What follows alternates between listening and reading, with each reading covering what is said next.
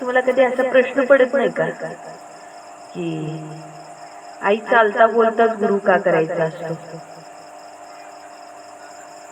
आई चालता बोलताच गुरु का करायचा असतो? नाही, सगळेजण भक्ती करतात की नाही? सगळेजण देवाचं नाव घेतात, भक्ती करतात. 9 विधा भक्ती सांगितलेली आहे. किती प्रकारची भक्ती सांगितलेली आहे? 9 विधा.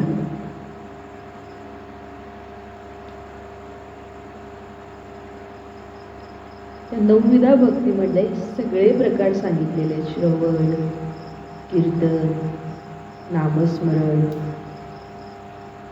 असे 9 प्रकार त्या 9 विधा भक्तीमध्ये सांगितलेले आहेत. पण त्या 9 विधा भक्तीच्या पलीकडची भक्ती कुठली आहे? नाही, म्हणजे 9 विधा भक्ती केली तर आई आम्हाला खरंच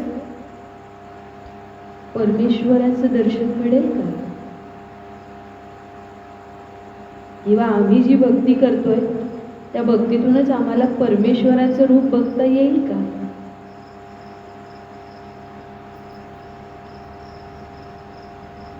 आपण नेहमी म्हणतो की चालता बोलता गुरु असावा, आजच्या जगतामध्ये वावरणारा गुरु असावा. नाही, तुम्ही पहिल्या वर्गात जाता, पहिल्या वर्गातला गुरु वेगळा असतो. गुरु असतो की नाही शाळेत तुमच्या? गुरुजी असतात ना शिकवायला. पहिल्या वर्गात, दुसऱ्या वर्गात गेले, तिसऱ्या वर्गात गेले, चौथ्या वर्गात गेले. पण मला तुम्ही सांगा, आयुष्यातल्या भक्तीत तुमच्या काही फरक पडला का? तुम्ही लहानपणापासून जशी भक्ती करताय तसंच मोठी होईस्तोवर ती कायम तशीच्या तशी आहे. त्याच्यामध्ये कुठल्याही पद्धतीचा फरक नाही आणि कुठल्याही पद्धतीचा नाविन्य नाही. किंवा पहिल्या वर्गात गेल्यावर, जेव्हा आपण लहान होतो त्यावेळेस पहिल्या वर्गात गेल्यावरती दुसऱ्या वर्गाची चाहूल लागायची. नाही, पहिल्या वर्गाचा पेपर द्यायचा आहे, मग मी दुसरीच जाणार आहे. दुसरीचा पेपर देणार आहे, मग मी तिसरीच जाणार आहे. दर उन्हाळ्याच्या सुट्टीत, का रे आता कितवीत जाशील? का रे आता कोणत्या वर्गात होता? असे तुम्हाला प्रश्न विचारायचे. पण अध्यात्मात मात्र अशी काही प्रगती झाली नाही. जी अगरबत्ती तुम्ही लहानपणी लावली तीच अगरबत्ती मोठेपणी सुद्धा लावताय आणि तोच नमस्कार करताय. किंवा लहानपणी अगरबत्ती लावलेली मोठेपणी तुम्ही विसरून गेला. लहानपणी तरी आई म्हणायची, दिव्या दिव्या दीपककार म्हण, अगरबत्ती लाव, तेवढी लावायची. तरी मोठे झाल्यावरती अगरबत्ती विसरला आणि देवही विसरला. होतं की नाही असं? परंतु हे धडे कोणीच सांगितले नाही की अरे ज्याप्रमाणे तू पहिल्या वर्गात जाऊन दुसऱ्या वर्गात जाणार आहे त्याचप्रमाणे आध्यात्मिक प्रगती सुद्धा करायची असते. गुरुकुल पद्धती होती. गुरुकुल पद्धतीमध्ये 12 तास आपल्याकडून साधना, उपनिषद, वेद, पुराण, महाकाव्य, गीता याचे 12 तास धडे गिरवून घ्यायची. किती तास? 12 तास. आणि ही जी परंपरा आहे ना, की 25 वर्ष काय तर ब्रह्मचार्याश्रम, त्याच्या पुढची 25 वर्ष काय तर गृहस्थाश्रम, त्याच्या पुढची 25 वर्ष काय तर वानप्रस्थाश्रम, आणि त्याच्या पुढची वर्ष, त्याच्या पुढची 25 वर्ष काय तर संन्यासाश्रम. हे गुरुकुल पद्धतीचा नियम होता. हा गुरुकुल पद्धतीचा नियम होता. त्याच्यामध्ये षोडश संस्कार हे सुद्धा गुरुकुल पद्धतीमध्येच व्हायचे. कुसौवन संस्कार, गर्भसंस्कार, त्याच्यानंतर मुंज संस्कार, हे सगळे गुरुकुलात राबवल्या जायचे.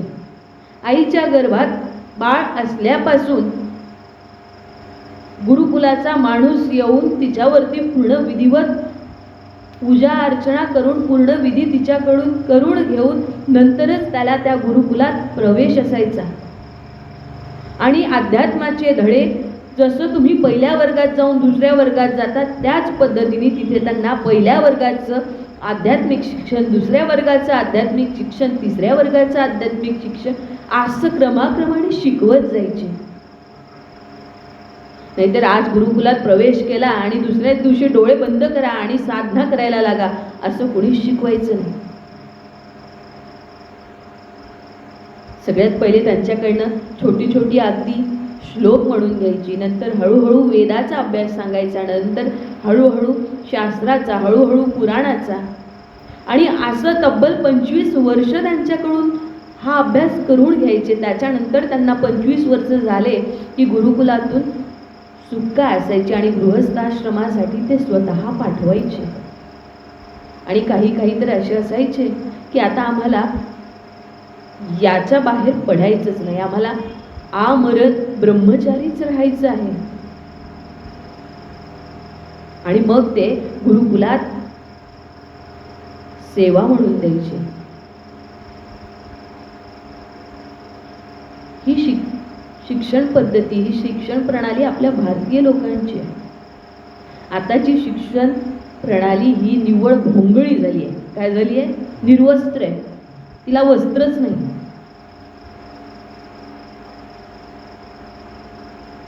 वस्त्रच नाही ना, कारण शिकवणाऱ्या मास्तराला संस्कार नावाची गोष्ट माहिती नाही. त्याला फक्त एवढं माहिती आहे, एकावर एक लिहिला की 11 होतात आणि 1 अधिक 1 2 होतात. आणि तू तेवढ्यापुरतंच शिकवतो आणि तेवढ्यावरच थांबत नाही. कधी कधी त्याची नजर चारित्र्यवानाच्या पलीकडे जाते आणि तो चारित्र्यहीनपणा करतो. काय शिक्षण प्रणाली आहे? कुणावरती विश्वास ठेवायचा? ज्या शिक्षकाला समाजामध्ये गुरु म्हणून स्थान आहे, ज्याचे चरण तो विद्यार्थी पूजतो, त्याच्याकडून शिक्षण ग्रहण करतो, शिक्षा ग्रहण करतो, त्याचं जर आचरण या पद्धतीचं असेल तर समाजातल्या मुलांनी काय शिकावं आणि काय घडावं हा आपल्या सगळ्यांसाठी सगळ्यात मोठा प्रश्नार्थक चिन्ह उभा आहे. ज्ञान आणि शिक्षण या दोघांमध्ये फार फरक आहे. आत्मज्ञान, जो आत्मज्ञानाचं शिक्षण देतो, जो आत्मज्ञान शिकवतो ते ज्ञान आहे. आणि जो पाठी लेखनावरती 1-2 गिरवायला शिकवतो ते शिक्षण आहे. शिक्षण शिकवणाऱ्याने ज्ञानी सुद्धा असावं, जेणेकरून तो समाजामध्ये संस्काराचे धडे म्हणजेच ज्ञानाचे धडे आणि शैक्षणिक दृष्ट्या बालकाला सक्षम करेल. आणि येणारी जी पिढी आहे ती शैक्षणिक दृष्ट्या आणि ज्ञानाने परिपूर्ण असेल. नाहीतर एखादा विचारतो प्रश्न, का रे केवढा ज्ञानी तू? अरे ज्ञानाची व्याख्या आणि ज्ञानाच्या शब्दाचा अर्थच तुला माहिती नाही आणि ज्ञानी की अज्ञानी हा प्रश्न तरी कसा विचारायचा? नाही. किती शिक्षण झालंय हे विचार, किती सक्षम आहे तू शिक्षणात हे विचार, पण किती ज्ञानी आहे हे विचारू नको, कारण तू अज्ञानी आहेस. ज्या ज्ञानाला तूच जाणलं नाही त्या ज्ञानाबद्दल तू दुसऱ्याला विचारू तरी कसा शकतोस? तोही अज्ञानी, तूही अज्ञानी. शैक्षणिक दृष्टीची भाषा करायची असेल तर शिक्षणाबद्दल बोला, ज्ञानाबद्दल बोलू नका.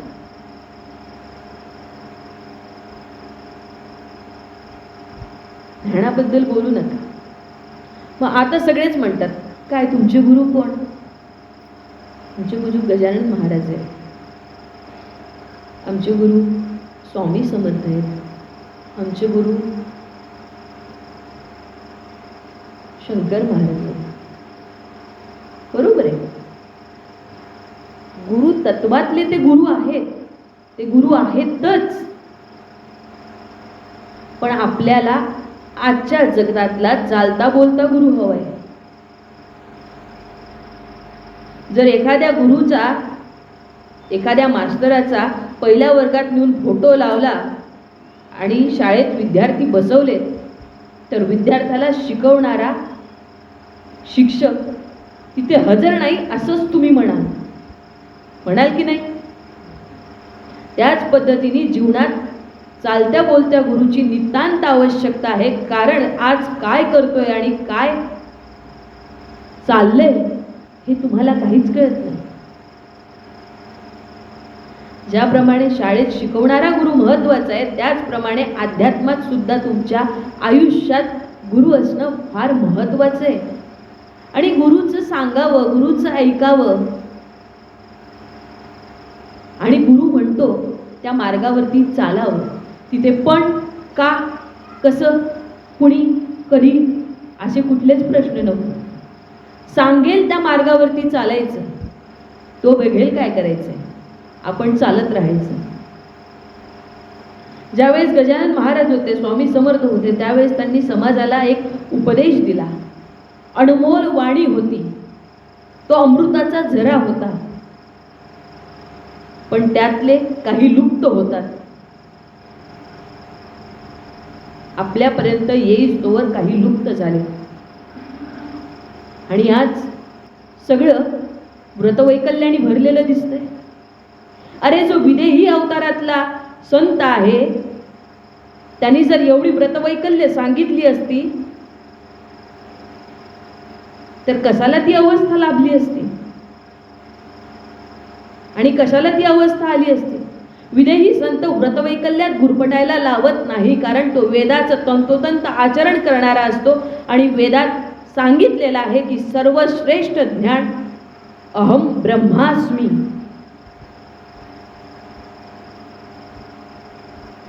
आपो नारायण.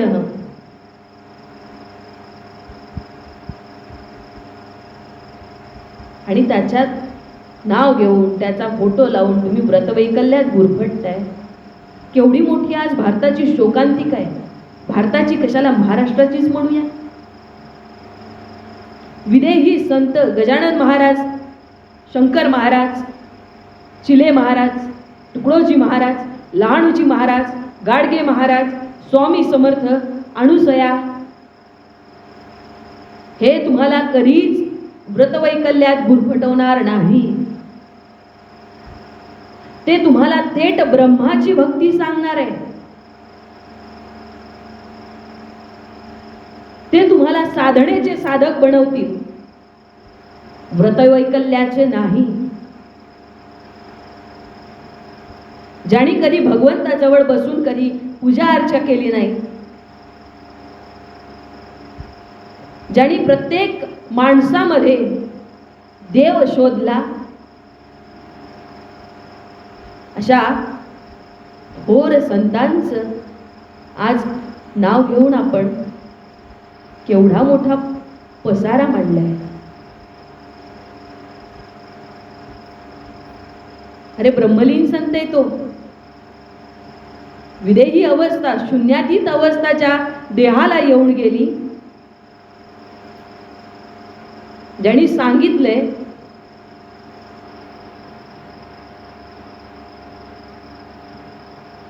की दगडाच्या देवातल्या भक्तीपेक्षा माणसातल्या देवाची भक्ती सर्वात श्रेष्ठ आहे. आज माणसाला पूजलं तर देव दिसेल, अन्यथा दगडात देव शोधून शोधून काहीही भेटणार नाही. पहिले माणसातला देव शोधावा लागेल, त्याच्यात खऱ्या अर्थानं परमेश्वर आहे. त्याच्यातला परमेश्वर भेटला की मग तो अत्र तत्र सर्वत्र आहे.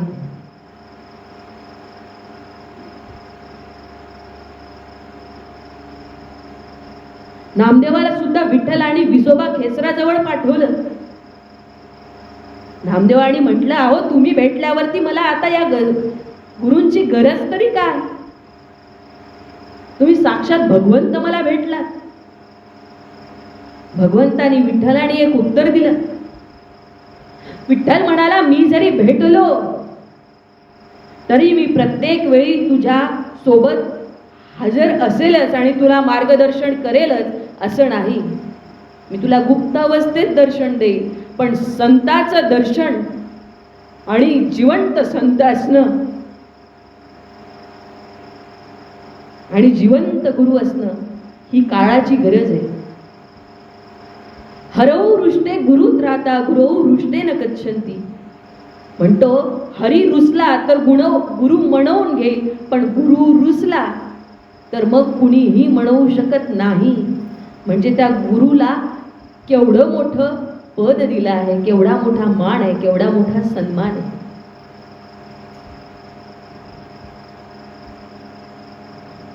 हे गेलेले विठ्ठल आहेत. आपल्याला विठ्ठलाला पूजायचं आहे, पण आपल्याला आज चालता बोलता गुरु हवाय, जो खऱ्या अर्थानं वाट चुकल्यावरती हात धरून वाटेवरून अलगद घेऊन जाईल. कुठे चुकलास, कसा चुकला, काय चुकला, का नोडेल, पाठीत धक्का मारेल, पण तोच सावरून घेईल. फोटोत गेलेली माय आणि घरात जिवंत असलेली माय, या दोन्ही मायेत फरक आहे. ज्याच्याकडे माय नाही त्याला विचारा की तुझी होती तेव्हा काय परिस्थिती होती, आज नाही त्याची काय परिस्थिती आहे.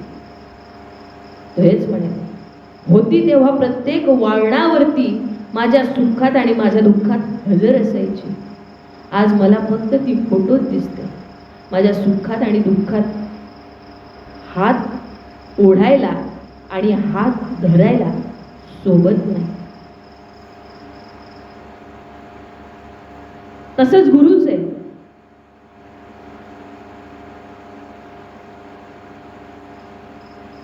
तोही महत्वाचा आहे आणि हाही महत्वाचा आहे. तो फोटोतला बापही महत्वाचा आहे आणि हाही बाप महत्वाचा आहे. म्हणून चालता बोलता पाहिजे आणि असायलाच पाहिजे. नाहीतर विठ्ठलानी नामदेवाला विसोबा खेचराकडे पाठवलं नसतं. विसोबा खेचर मस्त आपले महादेवाच्या पिंडीवरती पाय दोन्ही ठेवून उभे होते. आला नामदेव, ते दृश्य पाहून चिडला, म्हणाला हे काय, अशा माणसाला मी गुरु करायचं शक्यच नाही. भगवंताच्या पिंडीवरती तोच दोन्ही पाय ठेवून उभा आहे आणि तो मला काय ज्ञान देणार आहे. अहंकार नडला ना. गुरुनी परीक्षाच बघितली, याच्या मनात काय येतं. अहंकारी माणूस हा शून्य असतो.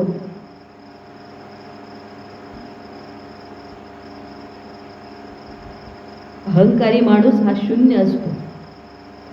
ज्ञानी माणसाजवळ अहंकार नसतो, कारण ज्ञानी हा आत्मज्ञानी असतो. भगवंताचं दर्शन होऊ नये तो ज्ञानी असेलच असंही नाही बरं का. नाहीतर नामदेवाला साक्षात विठ्ठल भेटला, विठ्ठलाने जेवण केलं तरी अज्ञानीच ठरला. गुरुनी परीक्षा घेतल्याबरोबर त्याचं अज्ञान लगेच उघडकीस आलंच. पितळ सोन्यासारखं दिसलं तरी सोनं होत नाही.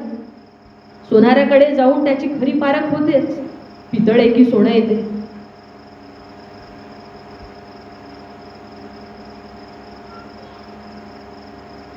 म्हणून भक्तीमध्ये सुद्धा या सगळ्या गोष्टी येतात आणि भक्तीमध्ये संतांची ओळख करता आली पाहिजे, संतांचा साथ धरता आला पाहिजे. संत येई घरा तोची दिवाळी दसरा का म्हटलंय. दिवाळी आणि दसरा आला म्हणजेच हे सण साजरे केले जात नाही. ज्या दिवशी तुमच्या घरात संतांचं पदार्पण होईल त्या दिवशी घरात दिवाळी दसरा साजरा झालाच पाहिजे. दिवाळी दसऱ्याला लाडू केले, करंजा केल्या, हल्ल्या, पोट खराब झाली. पण घरी संत आला, ज्ञानाचा पसारा दिला, ज्ञानदान केलं, देहाला समाधान लाभलं, आत्मा शांत झाला आणि महत्वाचं म्हणजे त्याच्या सानिध्याने विचार परिवर्तन झाले. ज्याच्या संगतीने, ज्याच्या सानिध्याने विचार परिवर्तन झाले, आत्म्याला शांती लाभली,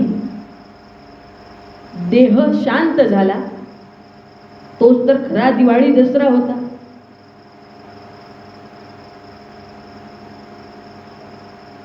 आज आपण सगळं विसरलो आणि भलतीकडेच चाललोय. म्हणून पहिल्या वर्गातच राहू नका, पुढे पुढे जात राहा. गुरूंची गरज यासाठीच आहे की चालता बोलता गुरु जे मार्गदर्शन करेल, जे खऱ्या अर्थानं बोट धरून तो मार्ग मोकळा करून देईल. आणि विशेष म्हणजे इतर गोष्टीमध्ये न गुरफटवता तो साधनेचा साधक बनवेल. अशा आपल्याला खऱ्या गुरुची ओळख पटली पाहिजे. आणि खऱ्या गुरुची ओळख पटल्यावरती त्याची साथ संगत केली पाहिजे. अन्यथा कलियुग आहे. कलियुगात सगळेच लोक तुम्हाला मिळणार आहेत. संत म्हणून कलीही येईल आणि संत म्हणून भगवंतही येईल. पण आपल्या तर्कबुद्धीने तपासून योग्य निवड करून त्याची साथ संगत घडा. नाही, आपल्या लेकरांना तुम्हाला साधं शिकवणी वर्ग लावायचा असेल, त्याला तुम्ही काय म्हणता? शिकवणी वर्गाला ट्युशन. ट्युशन जरी लावायचं असेल तर 10 गुरु तुम्ही बघता की हा चांगला शिकवतो का, तो चांगला शिकवतो का, तो चांगला शिकवतो का. नाही बघता की नाही? त्याच पद्धतीने अध्यात्माचे धडे गिरवणारा खरा गुरु शोधायला पाहिजे. आणि लहान मुलांना बालवयातच ते संस्कार द्या. जे रुजवाल, जे पेराल तेच उगवणार आहे आणि तेच मोठं होणार आहे. मग त्याच्यावरती आरोप प्रत्यारोप आपण करायचे नाही. जे पेरलं होतं तेच उगवलं. आता ते उगवलंय तर त्याचा पदरी आनंद घ्या. नाही तर तुरीचं बी लावलं आणि हरभऱ्याच्या झाडाची अपेक्षा केली, असं होणारच नाही. होतं का असं? आणि झाड परिपूर्ण झालं, एकदा झाड मोठं झालं, बी पेरलं, झाड मोठं झालं, झाडाला पालवी फुटली, झाडाला फूल आलं, झाडाला फळं लागली. आता त्या झाडात तुम्ही काय बदल करू शकता का? नाही नाही, तुरी नको, आता मला हरभरे पाहिजे. होतं का असं? नाही ना. मग जर निसर्गाने हा परिवर्तन ठेवलं नाही तर माणसाने माणसाकडून तरी का अपेक्षा कराव्या? जे पेरलं ना ते उगवणार आहे आणि जे उगवलं त्याच्यामध्ये परिवर्तन होणार नाही. कारण निसर्गाचाच हा नियम नाही. बी पेरायच्या आधी निसर्ग साथ देईल. हा, वातावरणामध्ये परिवर्तन होईल.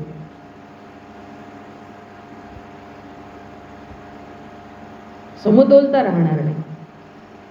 त्याच पद्धतीने माणसात पण समतोलता राहत नाही. कधी राग येतो, कधी हसतो, कधी आपल्याच विचारात असतो. हा, पण त्याचं मूळ बदलवणं शक्य नाही.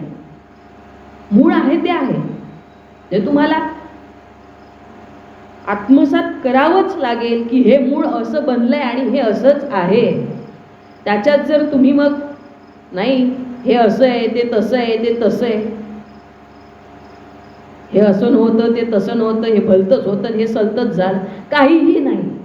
हे असं आहे आणि हे असंच होतं हे मान्य करा आणि त्या परिस्थितीवरती चाला, म्हणजे समाधान आहे, सुख आहे. नाही तर तुरीच्या झाडात शोधत बसायचं की हरभऱ्याचा दाना भेटेल का, तर ते कधीच शक्य होणार नाही. पदरात तुमच्या दुःखच येईल की नाही सांगा बरं? हा, येईल ना.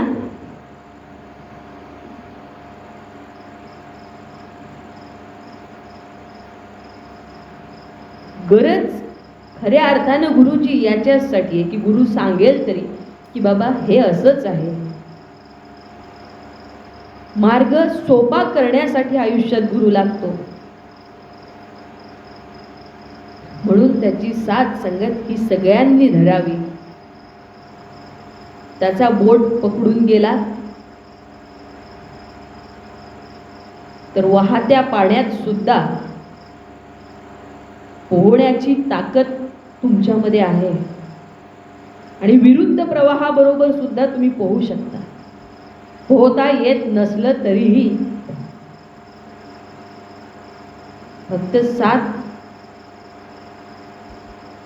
सज्जनांची आणि खऱ्याची करायची आहे.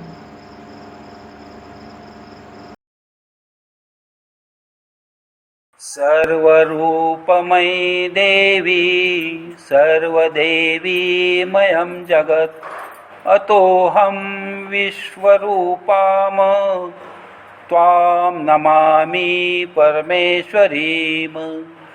बोला आदिशक्ति जगज्जननी माता की जय. आदि गुरु जगज्जननी माता की जय.